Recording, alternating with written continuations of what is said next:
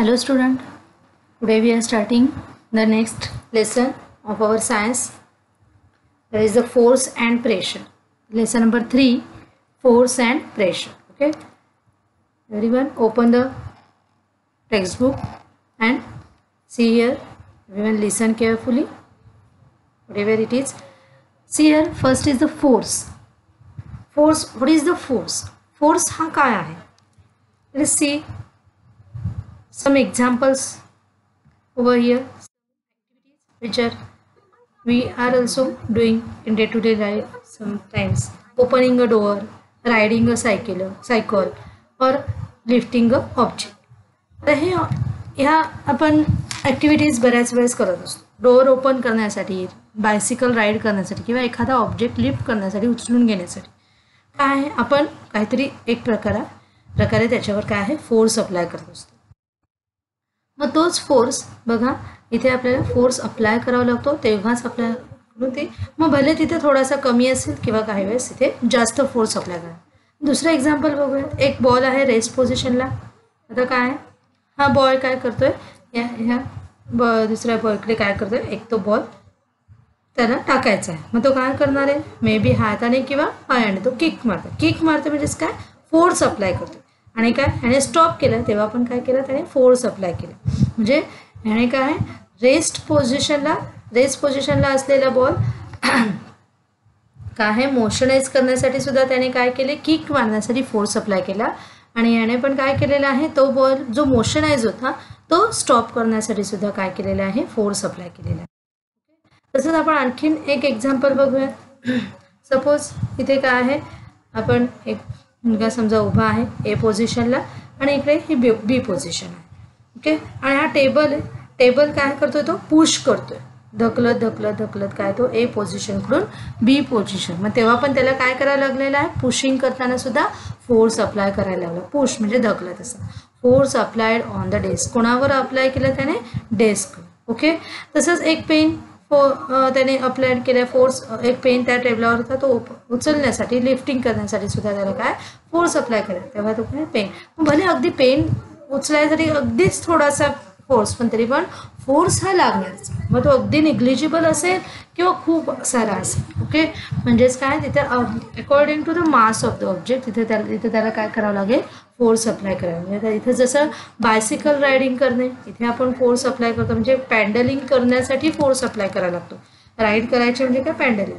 नंतर काही हिटिंग, जर तुम्ही एखादा खिळा भिंतीत ठोकत असाल तेव्हा पण तुम्हाला हॅमरवर काय, फोर्स अप्लाय करा. स्टॉप करायचा एखादा बॉल आपल्याला मोशनाइज असलेला बॉल, तेव्हा पण तुम्हाला काय, फोर्स अप्लाय करावा लागणार आहे. किंवा एखादं काय, ड्रॉवर ओपन करायचं आहे, कपाट ओपन करायचं आहे, प्लकिंग करायचं आहे, तुम्हाला गिटारवर छान गाणं वाजवायचं आहे, मूव्हिंग करायचे तुम्हाला, इथले पेडल्स चेसमधले सगळीकडे काय, तुम्हाला force apply on the drawer, force apply on the string, or we can say force apply on the chess pieces. Okay, chess बुद्धिबळातले काय जे पीसेस आहेत त्यांना तुम्हाला फोर्स अप्लाय करावा लागणार आहे. ओके, म्हणजेच काय, ह्या प्रत्येक गोष्टीमध्ये तुम्हाला फोर्स अप्लाय करावा. कुठे जास्त आहे तर कुठे कमी स्वरूपात आहे, पण force is the must. Okay, force is. मग पुशिंग अँड पुलिंग ह्या दोन गोष्टी आपण महत्त्वाच्या बघतोय. पुश करण्यासाठी आणि पुल करण्यासाठी. ओढणे आणि ढकलणे. पुश म्हणजेच काय, ढकलण्यासाठी. पुल म्हणजे काय, ओढण्यासाठी. मग इथे सुद्धा बघा, जसं आपण ड्रॉवर ओढणे किंवा एका विहिरीतून पाणी आपल्याला त्या ह्याच्या साह्याने तुम्हाला काय करायचं आहे, वरती आणि जे काय पुलीचं ते हॅमरिंग करण्यासाठी, बॉल स्टॉप करण्यासाठी, बॉल किक करण्यासाठी. इथं काय झालं, काही पुशिंग आणि काही पुलिंग या दोन्ही कन्सेप्टसाठी आपल्याला काय आहे, फोर्स अप्लाय करावा लागणार आहे. लक्षात आलं सगळ्यांना. मग आता आपण बघूयात की एखादा ऑब्जेक्ट इकडचा इकडे स्टेबल आहे, तो काय, सरकवण्यासाठी तिथे आपल्याला एखादा ओपन द डोअर ओपन करण्यासाठी किंवा बंद करण्यासाठी इथे आपल्याला काय, फोर्सची आवश्यकता लागणार आहे. therefore we can say the force push and pull objects on the applied on the objects, interaction between the objects, त्याच्यामध्ये आपल्याला फोर्स अप्लाय करावा लागतो. ओके, दिस वे आपण ही फोर्स कन्सेप्ट बघितली.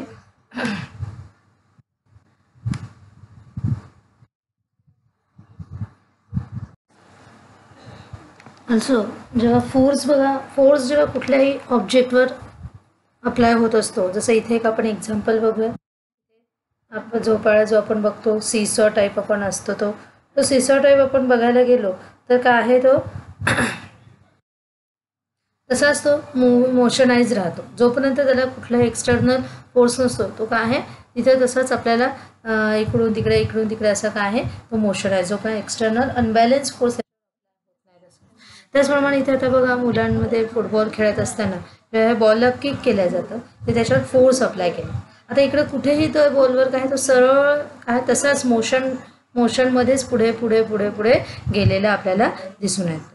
कुठलाही त्याच्यावर काय आहे एक्सटर्नल फोर्स कुठलाही अप्लाय झाला नाही आहे.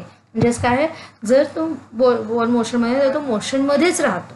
ओके, जोपर्यंत त्याच्यावर नवीन फोर्स ॲक्ट होत नाही आहे तेव्हा तो त्याच सेम स्पीडमध्ये हळूहळू त्याची स्पीड कमी करत मग तो स्टॉप पोझिशनला कंटिन्यू राहतो. And object in motion continues to move with the same speed and direction when no force is acting on the object. त्याच्यामुळे कुठलाही ऑब्जेक्ट आहे continues to move with the same speed and the direction. एकाच direction जातो same स्पीडने जातं आहे जोपर्यंत त्याच्यावर कुठलाही न्यू फोर्स ॲक्ट होत नाही तोपर्यंत. मग ही कन्सेप्ट काय आपल्याला सांगते की body continues to be in its state of rest or of uniform motion unless acted upon by the unbalanced external force. तो बाहेरचा फोर्स म्हणजेच काय अनबॅलन्स. त्याला स्टॉप करण्यासाठी कुठे फोर्स अप्लाय केला नाही किंवा अजून त्याची स्पीड वाढवण्यासाठी प्रयत्न केला गेलेला नाही आहे, फोर्स अप्लाय केलेली नाही आहे. त्याच्यामुळे काय आहे तो कंटिन्यू राहील त्याच्या सेम स्पीडमध्ये त्यांच्या डायरेक्शनमध्ये. ओके, म्हणजे त्याला काय हा काय आहे आपल्या न्यूटन्स फर्स्ट लॉ आपल्याला हे सांगतो. फर्स्ट लॉ ऑफ मोशन आपल्याला अजून येत्या 9वी-10वीमध्ये आणखी डिटेलमध्ये शिकायचंच आहे. ओके, आता आपण नेक्स्ट concept बघूया contact and non contact. Okay, now let us see what are the contact and non contact. So forces is the push or pull upon a object resulting from the objects interaction with each another object. बरोबर आहे, interaction तिथे होत असतं. त्यांच्यामध्ये interaction होणे कुठल्याही दोन ऑब्जेक्टमध्ये तर तिथे काय force apply. Two bodies are interact with each other that is the force is applied over there. But ह्याच्यामध्ये दोन बॉडीज इंटरॅक्ट करतात म्हणजेच काय कॉन्टॅक्टमध्ये येतात. पण फोर्सचे जसं टाईप आपण बघायला गेले तर bodies in contact with each other आणि काही वेळेस bodies not contact in each other with each other. Okay, काही वेळेस असे दोन्ही प्रकारे फोर्स अप्लाय होतो. म्हणजे कॉन्टॅक्टमध्ये बॉडी येतात त्याला कॉन्टॅक्ट फोर्स म्हणतात. Bodies not in contact with each other त्याला काय म्हणायचं नॉन कॉन्टॅक्ट फोर्स.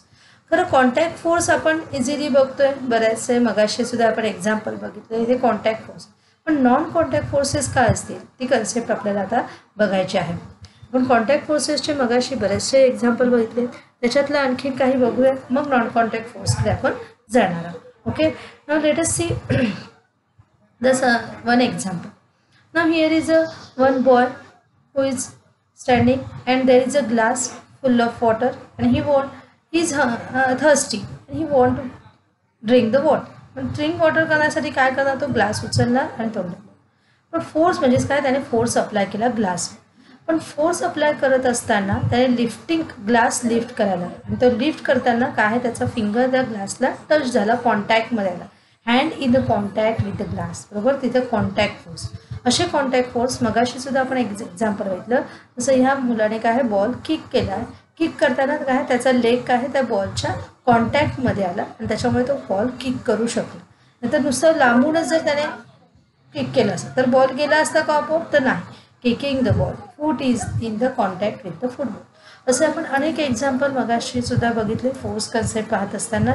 जसं काय हा pushing the table, moving the desk, hands in the contact with the desk. Okay, we can say the pressing the keys on keyboard किंवा moving a chess pieces. हे सगळी काय कॉन्टॅक्ट आपल्याला forces हे लक्षात येते. these are the contact forces. Okay, contact forces लक्षात आलेलं आहे. a force applied between the two objects even if a force is seen to act through a direct contact of the object or via one more object.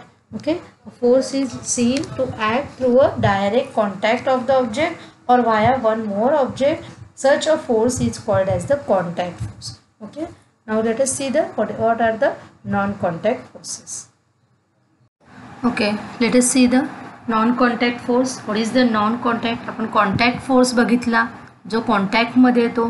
इथे आपण ball काय kick करताना काय बॉलचा आणि काय म्हणू शकतो आपण आपल्या लेगचा काय होतो कॉन्टॅक्ट होत असतो आणि त्याच्यामुळे तो फोर्स त्याच्यावर अप्लाय होतो.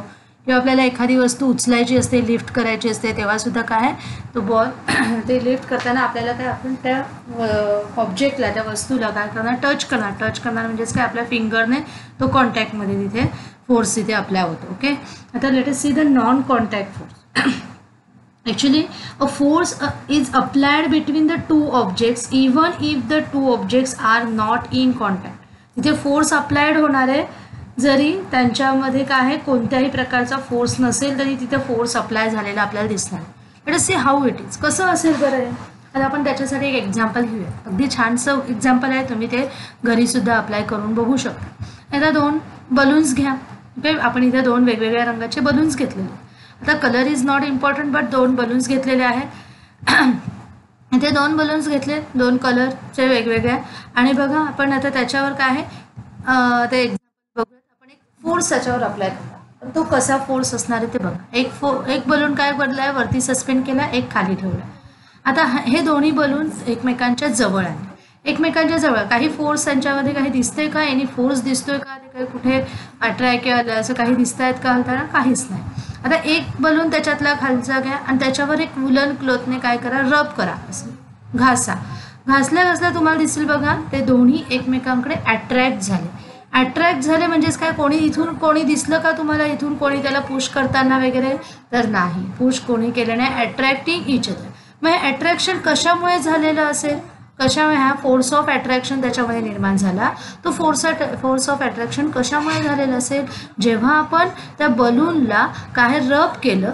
ओके, रब केलं तेव्हा त्याच्यावर काय आहे एक प्रकारचा चार्ज निर्माण झाला, एक प्रकारचा फोर्स त्याच्यावर आपण अप्लाय केलेला होता, चार्ज निर्माण. त्याच्यामुळे त्याने काय केलं, ह्या बलूनला काय केलेलं आहे अट्रॅक्ट केलं. आणि ह्या चार्जला काय म्हटलं जातं तर इलेक्ट्रोस्टॅटिक चार्ज. आपल्याला ही कन्सेप्ट पुढे बघायचं. बघा जेव्हा आपण त्याला रब केलं होतं वुलन क्लॉथने तेव्हा त्याच्यावर एक चार्ज निर्माण झाला, त्याला आपण म्हणणार हा चार्ज बलून आहे. ह्याला रब केलं होतं का ह्या बलूनला, नाही. मग ह्याला काय म्हणणार आपण अनचार्ज बलून म्हणू शकतो. काय म्हणणार आपण ह्याला अनचार्ज, काही चार्ज नाही. म्हणजे जेव्हा अनचार्ज बलून आणि चार्ज बलून एका बाजूला येत आहेत तेव्हा काय त्यांच्यामध्ये इलेक्ट्रोस्टॅटिक चार्ज म्हणजे हा पण चार्ज आहे तो काय झाला. आता आपण हा जो अनचार्ज होता त्याला आपण रब करूया वुलन क्लॉथने. आता तो पण काय झालेला आहे चार्ज बलून झाला.